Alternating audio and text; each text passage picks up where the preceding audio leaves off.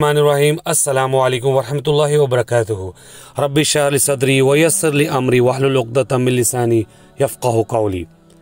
जी नाज़रीन, आज के इस वीडियो में आपके सामने रमज़ान में करने वाले कुछ मख़सूस आमाल उनके बारे में थोड़ा सा बयान करूँगा। रमज़ान में कोशिश करें इंसान में अगर इस्तिताअत है, ताकत है तो वो रोज़े पूरे रखे। इसके अलावा रमज़ान में जो उम्रा करेगा उसको हज के बराबर सवाब मिलेगा।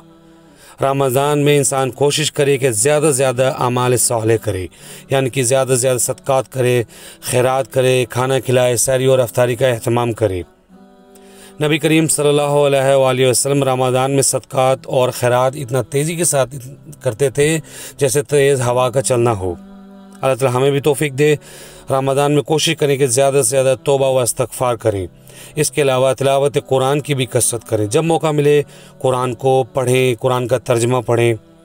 इसके अलावा क़ियामुल लैल की नमाज का एहतमाम करें और जब लैलतुल क़द्र की रात आए तो इस रात में इबादत करें।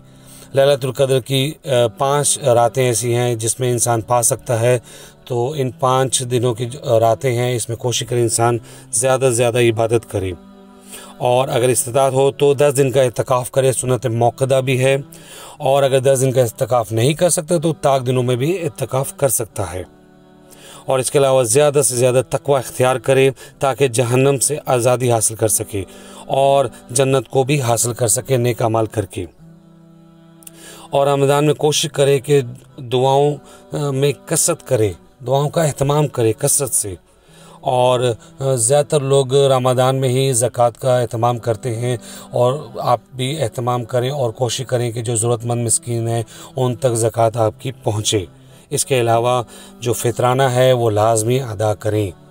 जी व्यूअर्स, ये थे कुछ ऐसे आमाल रमज़ान में जो अल्लाह ताला मुझे भी तौफ़ीक दे, आपको भी तौफ़ीक दे करने की।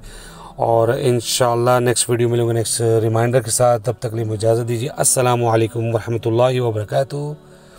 सुब्हान रब्बिका रब्बिल इज़्ज़ति अम्मा यसिफ़ून व सलामुन अलल मुरसलीन वल्हम्दुलिल्लाहि रब्बिल आलमीन।